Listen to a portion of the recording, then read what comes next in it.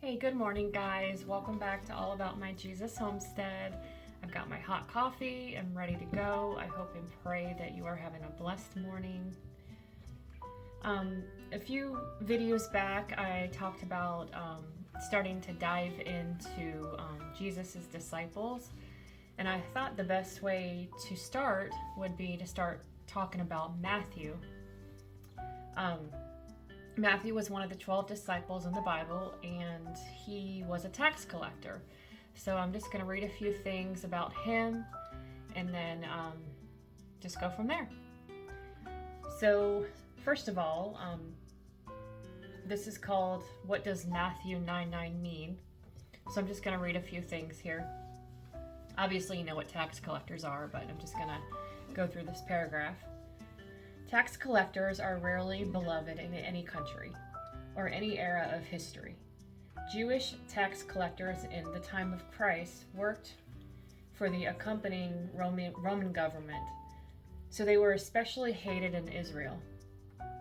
If that were not enough, tax collectors commonly took more than what was required by the Romans in order to pay themselves. This meant tax collectors were frequently much wealthier than most Jewish citizens, who were just barely getting by day to day. A lot of us are barely getting by in these days. The typical stereotype of a tax collector in that time was that of a greedy, sinful, treacherous sinner. Matthew, the man referenced in this verse, is writing this book. He was a tax collector. He does not mention himself well until after several of the other disciples had been introduced. His writing is often arranged by topic, not time, so it's likely that he was called by Christ before some of the other stories he's told so far in the gospel. Some scholars believe he was present at the Sermon of the Mount and possibly recording it word for word. If you ever watched The Chosen, or if you're in the middle of watching The Chosen, I know not everybody watches it, but there is an extremely powerful scene in The Chosen that is my absolute favorite, is when Matthew gets called by Jesus. So there are a couple different versions in the Bible.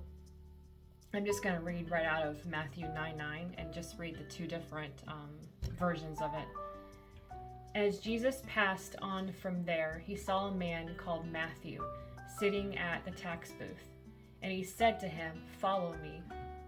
And he rose and followed him.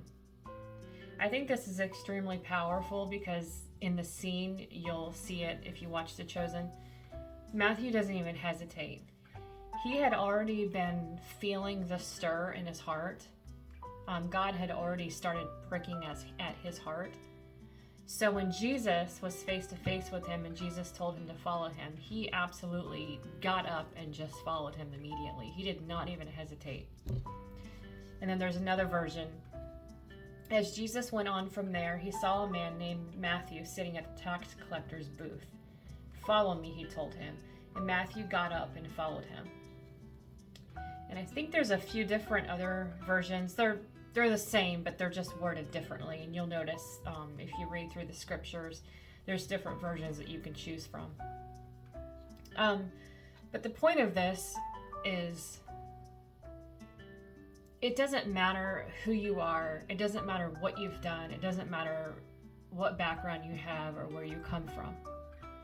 Jesus can use you. He loves you and he will come to you right where you are. You do not need to clean yourself up. You don't need to make yourself better. If you feel dirty, if you feel like your past is too negative or you've done too much, Jesus still loves you and he cares enough about you that he wants to use you. And as we dig into all the disciples over time, because my goal is to go through all the disciples, you will see that none of them were perfect. None of them had perfect backgrounds. They all sinned. They all came from different scenarios. They all had broken up lives, but God chose each and every one of them specifically, and he was able to transform their lives. Were they perfect? Absolutely not. I'm sure there were times that Jesus dealt with a lot of things with them, with attitudes and with fighting and all kinds of things. But yet God still chose them.